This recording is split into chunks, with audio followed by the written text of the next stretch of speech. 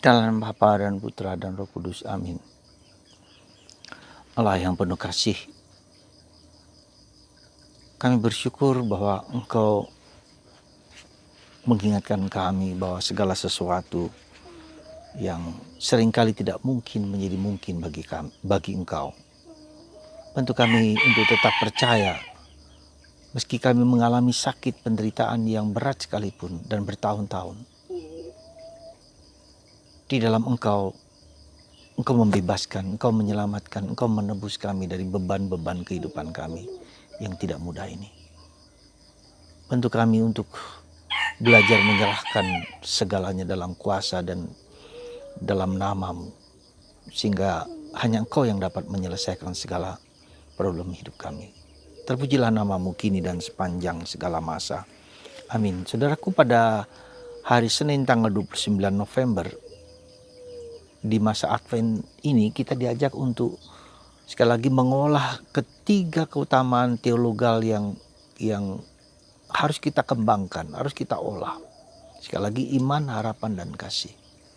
Nah, jadi tiga hal ini yang bolak-balik, puter-puter, yang Tuhan ingin supaya kita tumbuhkan, kembangkan, perdalam, semakin lama, semakin dalam, entah itu kasih, entah itu harapan, entah itu iman.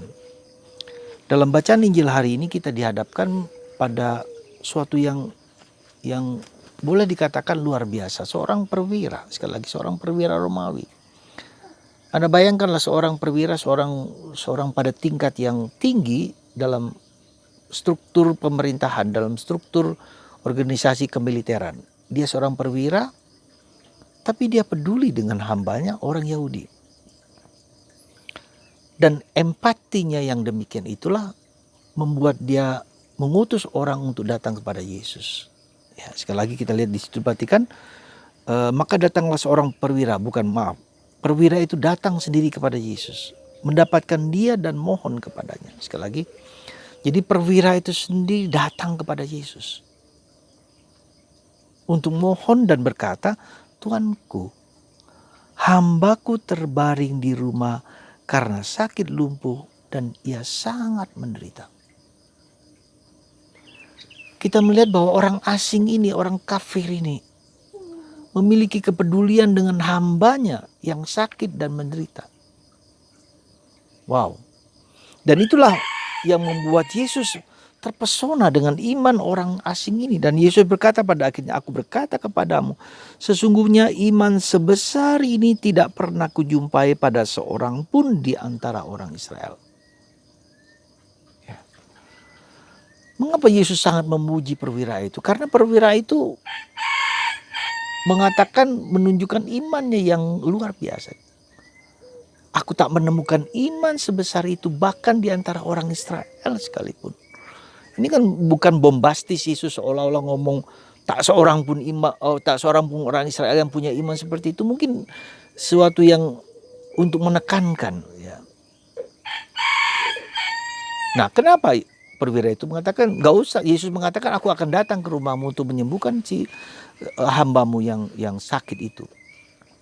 Dan perwira itu mengatakan tidak perlu. Aku sebagai perwira berkata saja kepada seorang hamba, dan hamba itu akan taat. Demikian juga kalau Tuhan bersabda kepadaku, berkata kepadaku, maka akan terjadi. Wow. Jadi di sini kita tahu betapa kata-kata mulut sabda itu luar biasa. Maka kita hati-hati dengan mulut kita. Perkataan kita, mulut kita adalah doa kita. Orang mengatakan seperti itu. Maka kalau kita mengumpat orang, kita marah pada orang, kita memiliki kata-kata binatang-binatang yang kita semprotkan kepada orang lain, itu akan terjadi. Ya, bukan hanya kepada orang itu, tapi juga kepada diri kita sendiri. Jadi betapa, dan itu mengingatkan kita akan apa? Kitab Kejadian. Ketika Tuhan menciptakan alam semesta, Tuhan bersabda bumi jadilah bumi. Tuhan bersabda alam semesta jadilah alam semesta. Tuhan bersabda binatang, ciptaan-ciptaan lain, segala ciptaan langsung set jadi. Orang muslim mengatakan kun fayakun. Terjadilah. Nah, jadi saudaraku terkasih, dan kata-kata itu berasal dari pikiran, dari perasaan, dari hati kita. Ya, jadi the power of words. Ya, kekuatan sabda, kekuatan kata-kata itu. Nah, maka si perwira ini mengatakan, saya seorang perwira, kalau saya mengatakan A, dan itu dijalankan oleh hambaku. Yang kedua, perwira itu melihat bahwa siapa Yesus itu sesungguhnya. Ya, jadi dia tidak hanya sekedar pejabat pemerintahan Roma, tapi dia mengamati, dia mencermati, dan dia melihat. Ya, Yesus menyembuhkan orang dari segala macam penyakit. Yesus melakukan banyak mujizat. Jadi dia sendiri yang memahami, mengerti, merenungkan, berpikir, mendalami. Dan itu merupakan salah satu hal penting di dalam seluruh hidup kita. Kita tidak hanya sekedar menjalankan, menonton, tapi mengalami, melihat, merenungkan peristiwa-peristiwa di dalam diri kita masing-masing, di dalam keluarga kita, anggota siapapun, kita melihat, berpikir, merenungkan. Maria menyimpan segala perkara itu dalam hati dan merenungkan. Jadi hidup rohani kita itu ada dua unsur penting, unsur percaya, unsur pengetahuan, unsur pemahaman, unsur pendalaman, tetapi juga unsur iman. Di mana kita berjuang semakin dalam, semakin mengolah hidup iman, harapan, dan kasih, tetapi juga dihayati dengan apa? Dengan bisa aja dengan penderitaan, bisa aja dengan kesulitan, bisa aja dengan interaksi dan banyak orang, bergaul dengan banyak orang. Jadi dua sisi ini.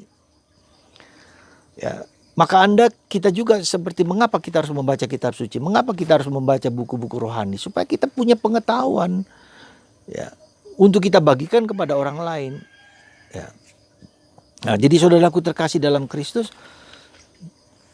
sekali lagi apa yang mau Yesus sampaikan dengan peristiwa perwira ini, yang minta supaya Yesus menyembuhkan hambanya, ya, kepedulian, care, terutama untuk orang-orang yang menderita, orang yang sakit, orang yang kelaparan, orang yang berada dalam situasi yang sulit.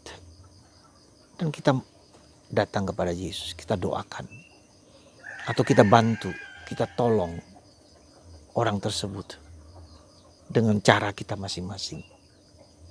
Maka disitulah iman kita tumbuh, harapan kita tumbuh, kasih kita tumbuh, dan semakin dalam, semakin dalam, semakin dalam. Tuhan memberkati Anda. Semoga masa Advent ini mendorong kita untuk semakin empati, melihat penderitaan di sekitar kita. Tidak perlu jauh-jauh, mungkin suami kita, mungkin istri kita, mungkin istri Anda, suami Anda, dan anak-anak kita semua yang butuh perhatian, butuh cinta dari kita. Semoga masa Advent ini menajamkan pikiran dan hati kita semua. Tuhan memberkati kita semua dalam nama Bapa dan Putra dan Roh Kudus. Amin.